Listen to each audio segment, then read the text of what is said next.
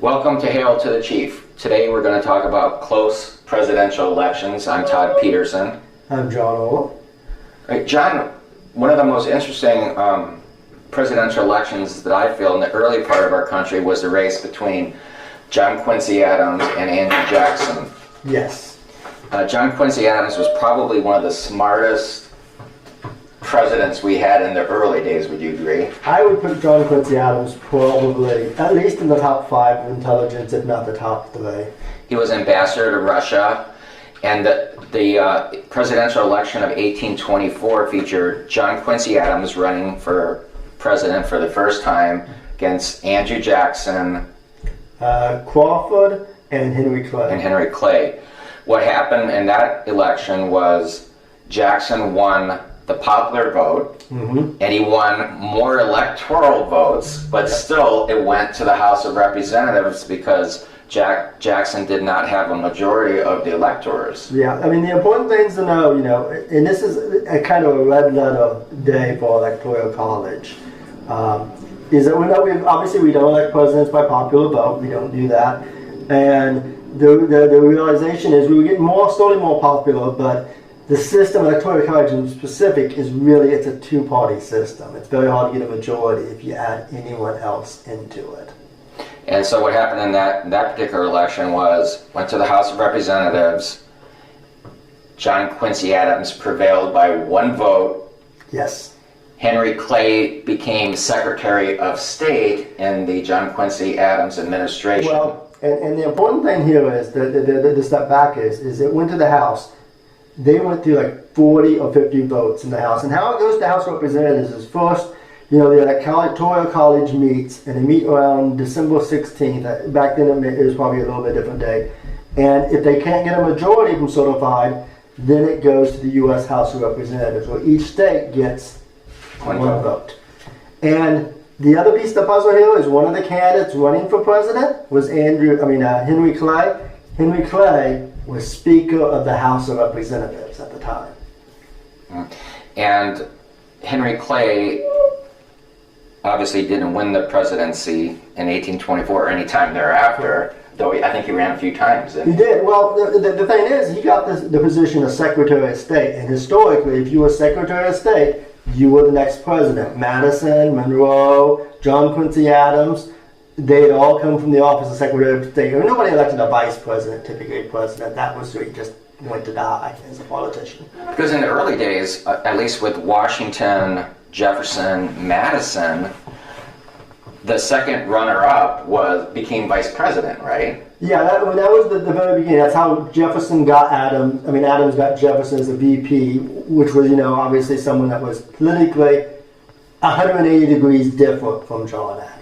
And Thomas Jefferson, too. He got Aaron Burr, right? Yeah. Well, at least Aaron Burr was a member of his party, but the thing is with Aaron Burr is, after Adams, they figured, well, the vice president and the president need to be the same party, but then they realized under Burr tried to steal the presidency from Jefferson, literally, when it went to basically the House of Representatives. And so there was a realization that you can't uplift the VP above the president. So in the John Quincy Adams race against Jackson, John Quincy Adams prevailed.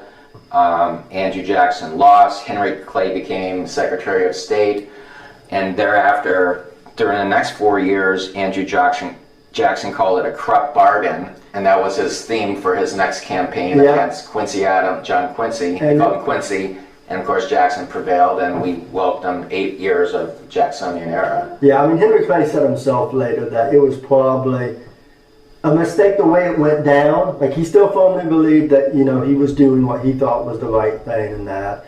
But looks mean stuff in politics. Because I think Henry Clay was a good statesman. Would you agree with that? He definitely was. He was the master of compromises. I don't think, I know we don't make it to 1860 as a nation without him and some of the bargains with it. Now, some of those bargains, you could argue, was really just punting problems, because it was basically punting slavery down the road as far as we could until 1860. All right, well, let's talk about the Truman race. That's an interesting one in 52, mainly because It's kind of really the first modern political race, but just on the barest things. There was polling, there was all this, we know now, but polling stopped like 3 weeks before the election. Everyone assumed Dewey had it sewn up. Truman was so unpopular, at least. He was down in the 20% at one point. Yeah. For unpopularity.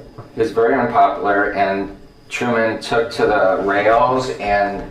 He went to the people. I mean, that's the best thing you could just say is he knew, you speak to the people, you be honest with them, you be upfront with them, They could kind of see the difference in that. And he rallied against, his main thing was against the do-nothing Republican Congress. Yeah, I mean, it was an uphill fight for him. I mean,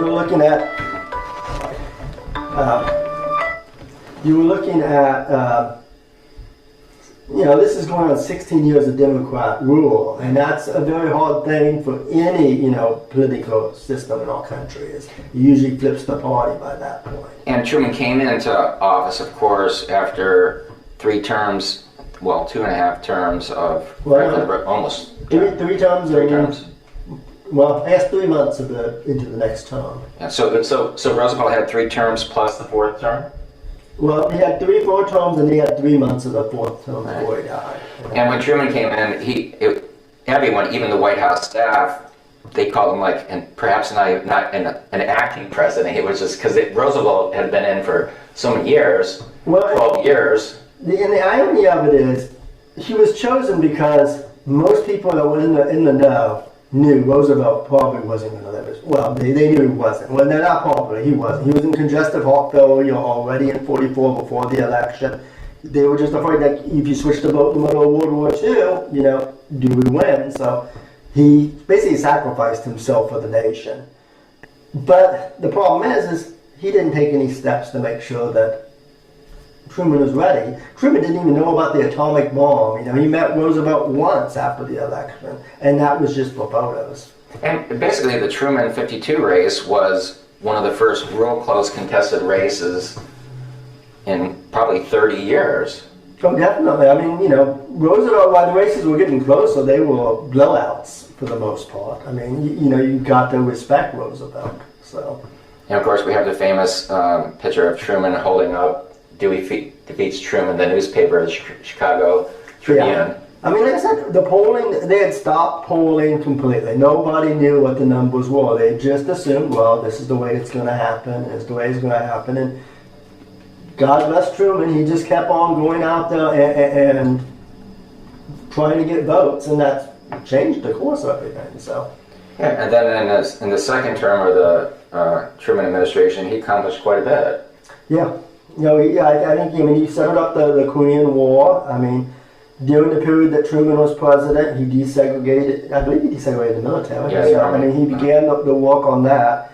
I mean, the beauty about Truman I like was he's not the polished politician you would expect. I mean, he really was, kind of more the everyday person that kind of looked at what the everyday person needed and tried to be that type of politician. And they I think the American public identified with that. I think definitely they particularly in the 50s. Yeah, I mean, he didn't give you any false compliments. Now he gave you what he thought. I mean, he was gentle about obviously, but the buck stopped here with him, and there was nothing more respectful than a president that admits that. So. I went to the Truman summer White House in Key West a few years ago, and it still smells like an estate sale there because it's all boarded up. The last president to use it for a conference was Bill Clinton. Mm-hmm. He had some kind of conference there with a foreign leader.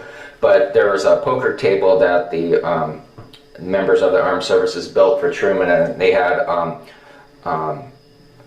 artillery shells for their drinks to put in the table. And it was just amazing to see that. I could see that, definitely. Anything else you want to talk about? Well, if we're talking about close presidential elections, I think you got to talk about 1860. I mean, you got Kennedy versus Nixon, and 1960. Yeah, 1960. I'm sorry, it was Nixon in 1960. 1860 was close, but that's a whole different thing. Enough Civil War, but in regards, it's a possibility that Nixon actually possibly won that election. Nixon could have, if he had. There was evidence that Nixon had. It came to him as to the involvement of the mob, involvement of Joe Kennedy, John Kennedy's father, in terms of swing votes. Nixon could have contested the election, but he didn't. And it was an era when, Daley ran a political machine in Chicago, and there were significant suggestions at Chicago, but for all Nixon's problems and issues, he respected the office of the presidency too much and saw, that for how razor thin it wasn't worth the nation going through a convulsion to try to get the election. I mean, both him and Kennedy were Americans. I mean, there's nothing about loyalty. So. And of course, Nixon went on to run for governor of California, then lost again. And then promised we'd never see him again. Unfortunately, breaking in another promise. You don't have Dick Nixon to kick around anymore, is what he said. But he did come back. 1968? 1968, and that really wasn't, once you get past Kennedy, there's not really any close elections. Really, Reagan isn't close, either of his really. 80's kind of close until you get to... We get to Gore Bush. Yeah, Gore Bush, and once again, the popular vote didn't win on that one. Ironically enough, in 4 times the popular vote hasn't won when it's a two-party, and 2 of them have been in the last 16 or 20 years. Yeah, and that remains to be seen with the election coming up in less than a month. Yeah, so we'll see how that comes out. I mean, I do believe the Electoral College probably has to go eventually. I mean, the problem is it's built into the Constitution, and it's hard. But doesn't it serve a role in case, if, say, some crisis happens, there's got to be some kind of mechanism? Do you see that as perhaps the reason we have it? If one candidate died, or... No, because the House of Representatives already serves as that mechanism in that way. I mean, you got to remember, when the Electoral College was developed, it wasn't about, like, the Founding Fathers did not want every citizen to vote. And they didn't even want citizens to vote for the president. It was about the legislatures voting for the president, basically. And that's the big problem is we slowly became more democratic in our republic, but we're using antiquated machinery that's just not geared for doing that. And then we had the 12th Amendment. It clarified how the procedure was supposed to go. So, yeah. I mean, and once again, it fine-tunes it a little bit, but there's still, issues with it. It's any government that will have issues like that, but it's clunky and it doesn't work well. And for a president, if you look at Electoral College, California weighs like, 1 vote for, only a small percentage of the votes for the Electoral College, but 26, it outmasses 26 states in population. That's correct. Well, thank you for watching. Please comment, like, and subscribe. See you next time.